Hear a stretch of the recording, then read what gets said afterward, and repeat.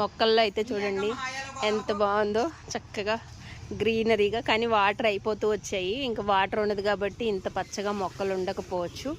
Okay, నేనైతే కొంచెం కరివేపాకు కోసుకోవడానికి వచ్చాను. కరివేపాకు అని అనే కంటే అమృతం అని అనవచ్చు. నిజంగా ఇది హెల్త్కి చాలా మంచిది. కంటి చూపుకి, హెయిర్కి, అన్నిటికి మనకి స్వచ్ఛంగా దొరికే కరివేపాకులో ఉన్నన్ని మంచి విటమిన్స్, హెల్త్కి మంచి బెనిఫిట్స్ ఇక దేంట్లోనూ ఉండదు. అమృతం అనే చెప్పాలి. ప్రకృతిలో ఉండే అమృతాల్లో మంచి దాంట్లో ఇది కూడా ఒక్కటన్నమాట. నేను కరివేపాకు చాలా ఇష్టంగా ఎక్కువగా వాడతాను. చాలా చాలా బాగుంది కరివేపాకు. కానీ అక్కడక్కడ ఇప్పుడే లేతగా వస్తుంది కాబట్టి కొంచెం కట్ చేయడానికి వచ్చాను. మొక్కల్లో ఆకులు చూడండి, ఫుల్ వేసవకాలం కదా, అన్నీ రాలిపోయి. ఈ చెట్టుకైతే మామిడికాయలు కాసాయి, కానీ అక్కడ దారేపుకి కాసాయి అనమాట. అవి ఎవరికి ఉన్నాయో తెలీదు. ఎనివే మా గార్డెన్లో అయితే ఫుల్ ఆకులు అయితే ఇలా రాలిపోయినాయి. చూసారా ఎలా ఉందో? ఎంత క్లీన్ చేసినా ఈ ఆకులు అసలు ఎత్తలేనన్ను ఉన్నాయి అన్నమాట. Okay, bye.